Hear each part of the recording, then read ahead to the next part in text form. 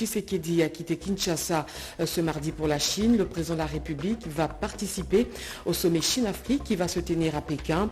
Une première visite d'État pour le président congolais. Un tête-à-tête entre le président chinois et congolais est annoncé pour ce 26 mai. Et puis le processus électoral en RDC est irréversible. Denis Kadima, président de la Commission électorale nationale et indépendante, a remis l'avant-projet de loi sur la répartition des sièges au niveau provincial et national au vice-premier ministre, au ministre de l'Intérieur. Une fois adopté au Parlement, la CENI peut procéder à la convocation du corps électoral. Voilà tout pour les titres. Mesdames, Messieurs, bonsoir et bienvenue aux 20h.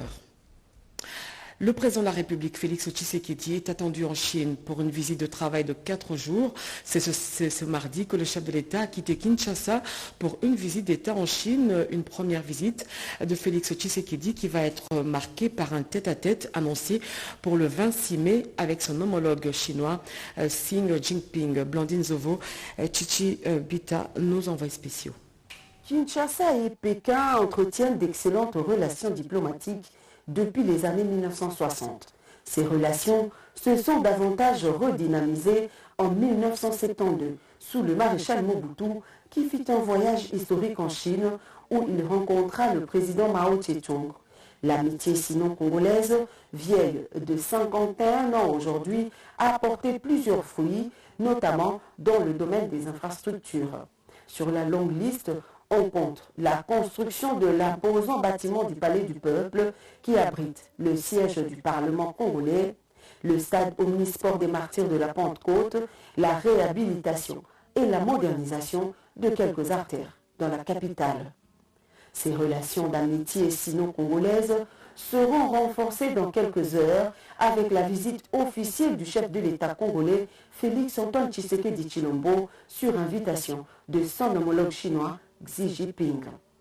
Plusieurs activités sont prévues dans le cadre de cette tournée chinoise de Félix Tshisekedi Tshilombo, entre autres la rencontre bilatérale de 2 chefs d'État, la signature des accords de coopération qui seront conclus dans le domaine porteur de croissance et probablement la redéfinition du fameux contrat chinois signé sous le régime passé et dont les clauses se sont révélées indigestes et controversée au détriment de la RDC à cause des disparités constatées dans la répartition des avantages générés par la dite convention d'après les conclusions menées par l'Inspection générale des finances. Beijing constitue la première étape du grand périple chinois du chef de l'État Félix-Antoine Tshisekedi Tshilombo qui est annoncé ici dans la capitale chinoise. Dans quelques heures, le chef de l'État arrive pour une visite officielle, une visite de travail de 72 heures. Il sera accompagné donc de son épouse, la distinguée première dame, Denise Nyakeru Tshisekedi. Le chef de l'État a été précédé par une forte délégation gouvernementale et de quelques membres de son cabinet. En dehors de la partie officielle, le président de la République sera invité à visiter plusieurs sites touristiques, à l'instar de la cité interdite de la Grande Muraille où nous nous trouvons actuellement, de cette Grande Muraille qui accueille au quotidien plusieurs touristes. Il n'y a pas que les Chinois qui viennent ici, il y a les gens, les peuples de plusieurs pays qui viennent tous les jours pour visiter cet espace hautement symbolique pour le peuple chinois.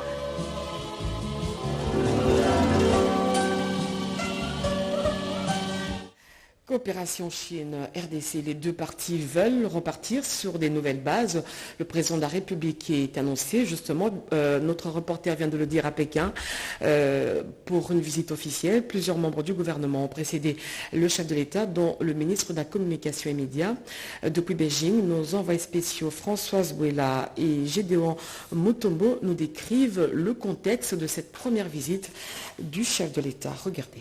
Le drapeau de la République démocratique du Congo flotte au vent aux côtés de celui de la Chine, ce qui symbolise que le pays a pris ce quartier dans cette ville, cette belle ville Pékin, où est attendu le président de la République démocratique du Congo, Félix-Antoine Tshisekedi, pour une première visite officielle en Chine. Selon le porte-parole du gouvernement, Patrick Mouyaya Katembwe, cette visite d'État débute le 24 24 mai prochain pour s'achever le 28 mai courant. Et cette visite va s'effectuer dans 3 principales villes chinoises, dont Pékin.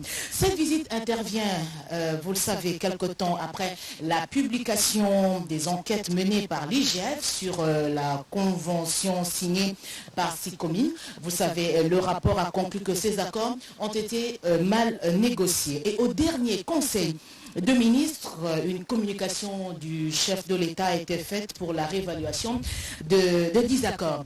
Il y a donc une forte délégation du gouvernement qui accompagne le président de la République dans ce voyage. On a noté la présence des 2 vice-premiers ministres. Il y a celui de la Défense nationale et son collègue des Affaires étrangères. Comme membre du gouvernement, en dehors du ministre de la Communication, nous avons également vu la ministre de l'Environnement, la ministre des Mines, le ministre de Ressources hydrauliques qui s'est fait accompagner du directeur général intérimaire de la SNEL. Vous comprenez, c'est le direct. Nous sommes en plein Beijing. Nous avons aussi le ministre du numérique qui fait partie de la délégation de membres du gouvernement. Nous avons le ministre des infrastructures qui est dans la délégation. Il y a également les médias publics qui font partie de cette première visite officielle du chef de l'État. Nous avons le directeur général de l'ACP et le directeur général de la RTNC, Sylvie Niembo. Les médias d'État, il est prévu pour leur programme la signature de contrats de collaboration avec CGTN français. Il est justement décrit une forte délégation de la Fédération des entreprises du Congo qui va également prendre langue avec le monde des entrepreneurs de la Chine. Voilà un peu décrit le programme de cette visite d'État du chef de l'État ici en Chine. Depuis Beijing, Gédéon Mutombo, Françoise Boulabouaki pour la RTNC. À Pékin, 2 villes qui vont se rapprocher cette semaine. Le décor est planté pour que la Chine et la RDC renouvellent les liens de coopération qui datent de plus de 50 ans. Le président de la République est attendu. Le vice-premier ministre, ministre des Affaires étrangères, a précédé avec quelques membres du gouvernement. Doris Mozo, Henri Amaury.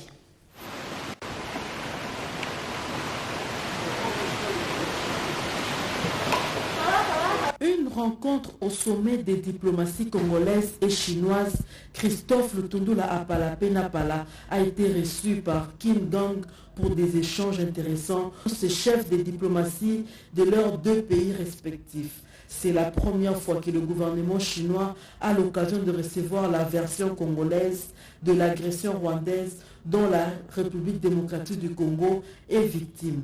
Et sans langue de bois, le pays de Xi Jinping condamne la violence et promet de s'impliquer pour qu'une paix durable s'installe dans la région du Grand Lac.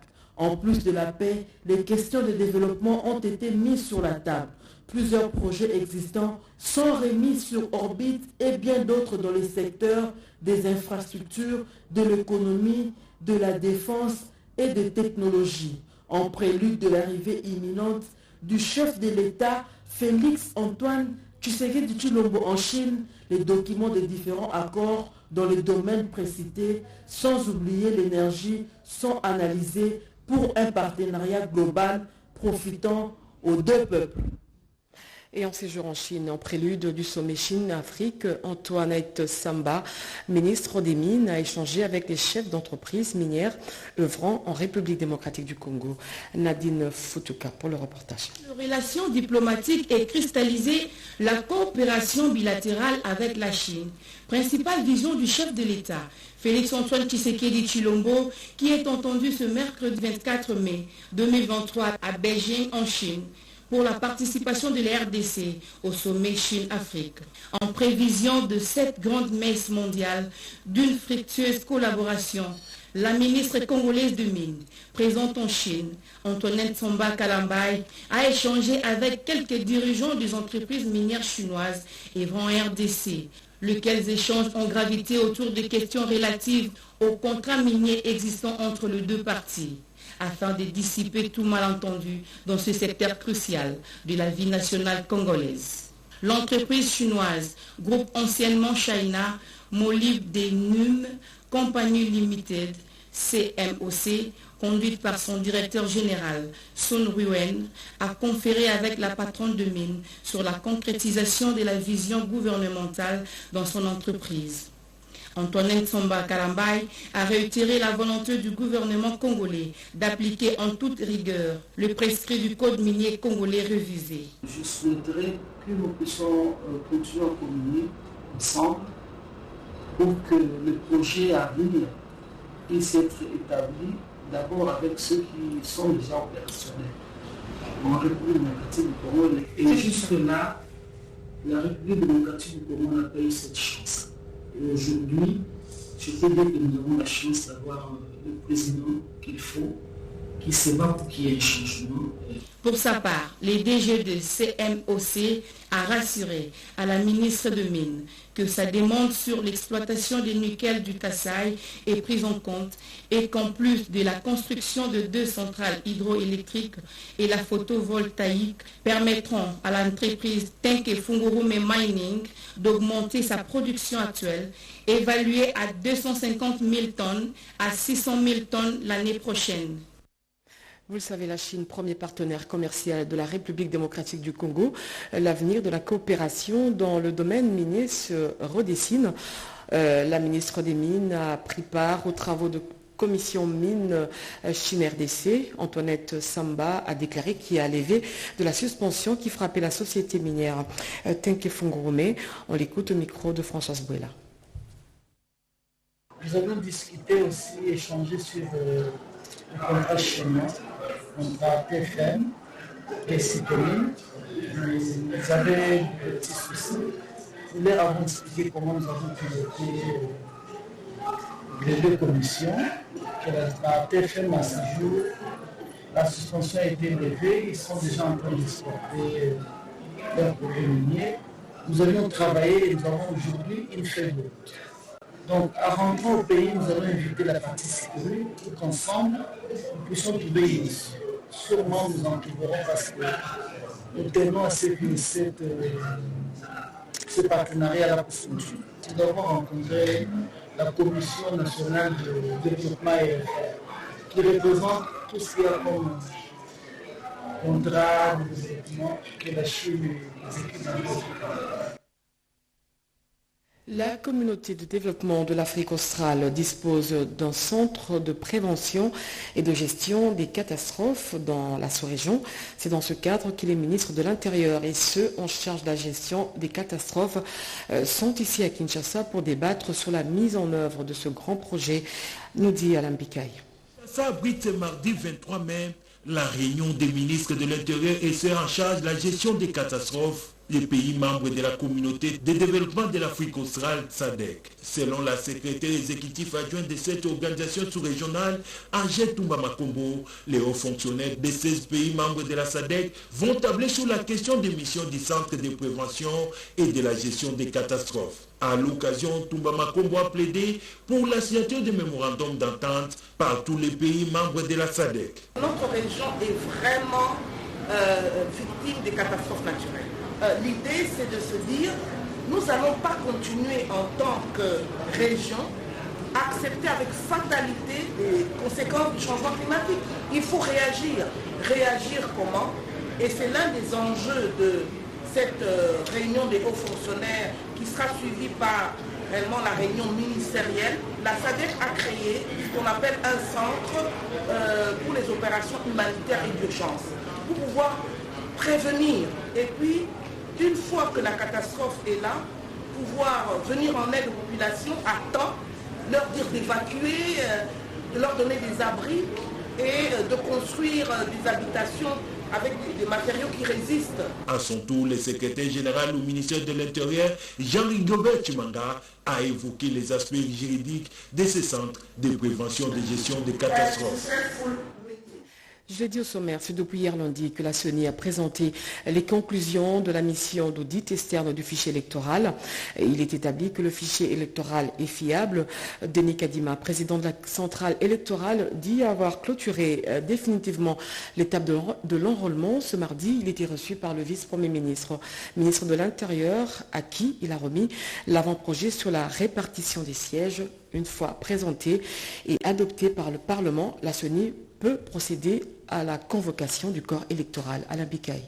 Le processus électoral République démocratique du Congo a atteint sa vitesse de croisière. L'étape de l'enregistrement et l'identification des électeurs appartient au passé. C'est au cours d'une audience avec le président de la centrale électorale congolaise, Denis Kadima, que le patron de la territoriale congolaise a reçu l'avant-projet de loi sur la répartition des sièges au niveau provincial et national. Selon Denis Kadima, c'est le vice-premier ministre et ministre de l'Intérieur, Peter Kazali Kankondé, qui présentera cet avant-projet de loi au gouvernement et à son tour, l'exécutif national les présentera au Parlement. On connaît maintenant le nombre de personnes inscrites sur la liste. Maintenant, la prochaine étape, dès qu'il y a la loi sur la répartition des sièges, nous allons convoquer l'électorat pour la députation nationale. Et plus tard, ça sera pour la députation provinciale et les élections locales. Et enfin, le 1er septembre, ça sera pour le président de la République. Donc nous sommes vraiment dans la logique de réception des candidatures. Il y aura après sa campagne et nous allons passer au scrutin. En quoi le numéro 1 de la CENI, plus rien ne peut arrêter la CENI à organiser les élections dans les délais. Christophe Mbosso, président de la Chambre basse du Parlement, s'est entretenu ce mardi avec une équipe d'experts internationaux du Conseil des droits de l'homme en République démocratique du Congo. Sylvie Mwembo pour le reportage. Conduite par la présidente, Mme Marie-Thérèse Keïta Bokoum, la délégation onusienne des droits de l'homme a échangé avec le président de la Chambre basse du Parlement sur la justice transitionnelle. Au sortir de cette entrevue, Madame Thérèse Keïta s'est exprimée en ces termes. Nous avons profité de cette occasion pour féliciter le président de l'Assemblée nationale, son bureau et tous les parlementaires pour l'action continue et le soutien qu'ils apportent à la mise en œuvre de la justice transitionnelle en République démocratique du Congo, qui est notre mandat. Notre mandat est effectivement d'accompagner le processus ici, et ce mandat nous le tenons du Conseil des droits de l'homme, et nous avons un mandat de 1 an, et nous avons l'intention, au cours de ce mandat, de renforcer justement, d'aider au renforcement des capacités du pays, et d'aider aussi à la mise en œuvre non seulement de la justice au niveau provincial, comme cela a été décidé pour le Kasaï, mais aussi aider à la mettre en place au niveau national et pourquoi pas au niveau régional. De son côté, le président de l'Assemblée nationale, Christophe Mbosso Nkodiampwanga, a fait état du chantier qu'il a en œuvre dans ce domaine et de la vision de la représentation nationale, celle d'accompagner le chef de l'État Félix-Antoine Tshisekedi Tshilombo et la présidence de la République qui a mis en place un fonds de réparation pour les victimes et d'accompagner toutes les mesures qui permettront de mettre en œuvre la justice transitionnelle dans le pays. C'est la complémentarité des acteurs au niveau national, niveau international et la complémentarité de la région dans le domaine de la justice transitionnelle. Après des progrès insuffisants, agissons maintenant pour éliminer la fistule obstétricale. C'est le thème de la journée internationale pour l'élimination de la fistule qui est une des lésions liées à l'accouchement prolongé dont l'impact est dévastateur. À cette occasion, le vice-ministre de la Santé a adressé un message. Suivez. Le monde entier célèbre aujourd'hui la journée internationale de l'élimination de la fistule obstétricale sous le thème « 20 ans après, des progrès insuffisants, agissons maintenant pour éliminer la fistule d'ici 2030 ». Pour le gouvernement de la République démocratique du Congo, ce thème est plus interpellateur pour nous et tous les partenaires qui travaillent dans le domaine de l'élimination de la fistule obstétricale, ainsi que les bailleurs de fonds. Ceci devrait nous emmener à nous interroger sur la manière dont nous avons utilisé les fonds qui nous ont été alloués et réorienter nos efforts pour la prochaine décennie afin d'atteindre de meilleurs objectifs. La fistule obstétricale constitue un problème de santé publique dans notre pays. Elle met la femme qui en est porteuse au monde de la société et ternit son avenir. Il nous appartient tous d'en prendre conscience pour amener tous ces investissements à servir directement pour les besoins pour lesquels ils ont été donnés.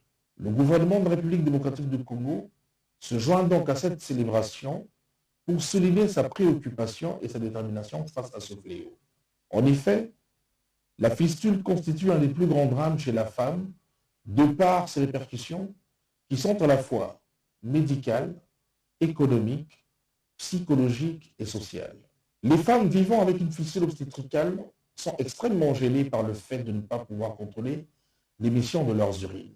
Leur douleur et leur honte peuvent être renforcées encore par des infections à répétition, des lésions vaginales, une stérilité pouvant rendre leur vie pénible. À travers le monde, on estime à plus de 2 millions de jeunes femmes vivant avec une fissure obstétricale non soignée et que 50 à 100 000 nouveaux cas surviennent chaque année. Il est probable que ces chiffres soient sous-estimés parce que ces jeunes filles ou ces femmes ont tendance à vivre dans la honte, le silence et l'isolement et ne sont pas connues du système de santé. Les jeunes de Zévré sortis des groupes armés doivent être formés dans des domaines différents. Le sujet était au centre des entretiens entre le ministre d'État en charge de l'intégration régionale et le consortium sud-africain.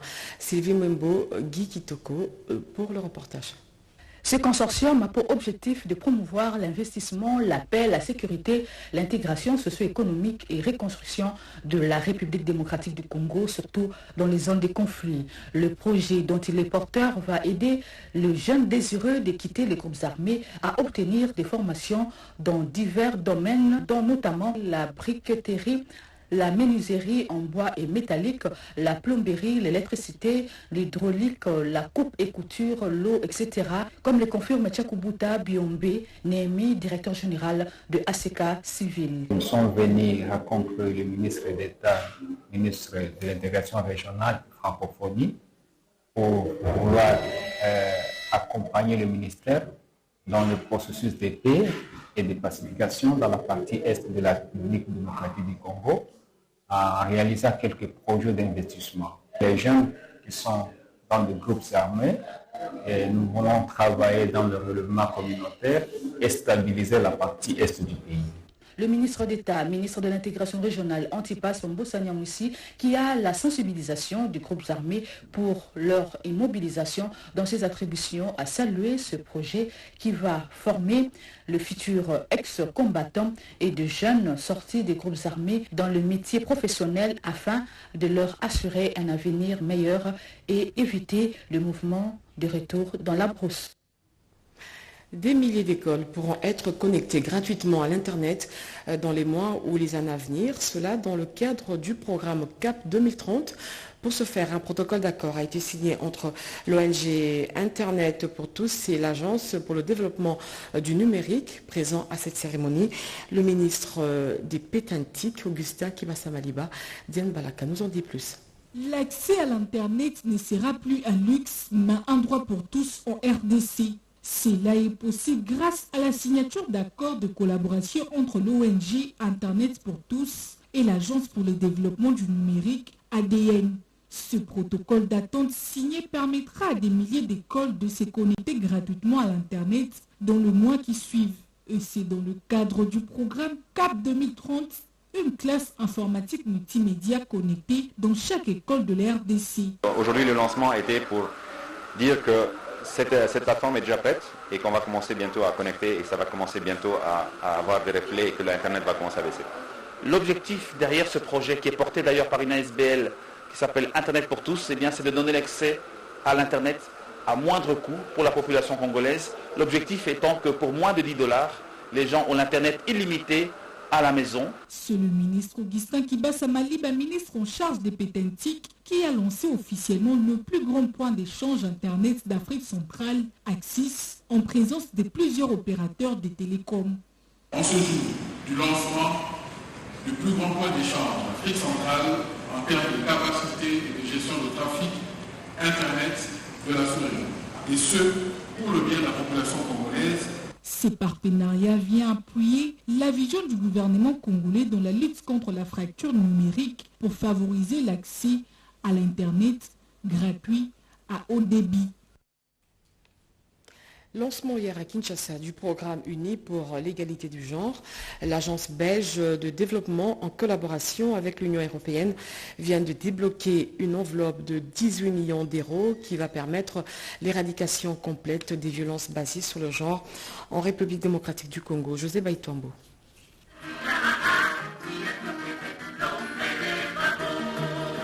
Des nouveaux espoirs pour les survivantes des violences basées sur les genres. L'agence belge de développement qui veut alléger les fardeaux financiers de ces victimes vient de lancer ce jour un gigantesque programme pour leur prise en charge. Pour cette première phase pilote, seules 4 provinces sont concernées, entre autres le Sud Kivu, l'Ituri et le Kasaï, et c'est pour une durée de 4 ans. Les programmes unis pour l'égalité des genres, UPEG en sigle, prévoit une enveloppe colossale d'à peu près 18 500 000 € pour l'éradication de VGB en RDC, notamment par le renforcement de l'autonomisation socio-économique et du leadership politique de femmes dans le pays et le renforcement de l'environnement protecteur des femmes. La ministre du Genre, Mireille Massango Bibi Mouloko, dans son allocution, rappelle que ce projet est l'expression de la volonté commune du chef d'État de la région des Grands Lacs de combattre à tout prix toute forme de violence basée sur les genres. L'apport spécifique d'Enabel dans ces projets et son expertise, cela fait plus de 20 ans que l'agence travaille sur la thématique des violences sexuelles. Cette fois, au-delà du renforcement institutionnel, nous serons orientés sur des provinces au plus proche des bénéficiaires en termes de prévention, mais aussi en termes de palliation. Les objectifs seront réalisés en collaboration avec des acteurs locaux, ONG et initiatives dont les fondations Suisse Contact. Le Cameroun a célébré sa fête de l'unité nationale. Les deux entités du pays, anglophones et francophones, se réunissaient. Un jour spécial qui permet aux Camerounais de magnifier l'unité retrouvée après les épisodes pré-indépendance où le pays était divisé sous tutelle de la France et de la Grande-Bretagne. Reportage.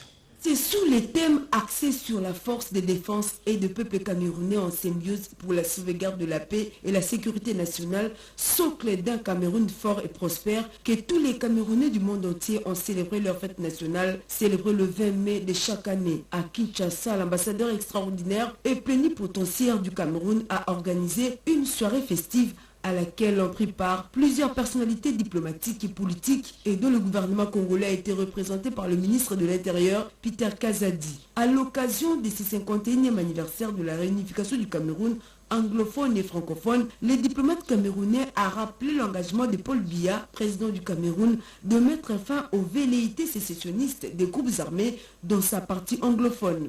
Réaffirmant l'excellence des relations entre le Cameroun et la RDC, Ayafor Shingong n'a pas tari d'éloges à l'endroit du président Félix-Antoine Tshisekedi dans sa quête sur la paix. Il a en outre salué l'implication du gouvernement congolais à organiser les élections libres et transparentes en cette année 2023. Le Cameroun se félicite des efforts fournis par le gouvernement congolais en vue de garantir la tenue d'élections libres, inclusive et transparente.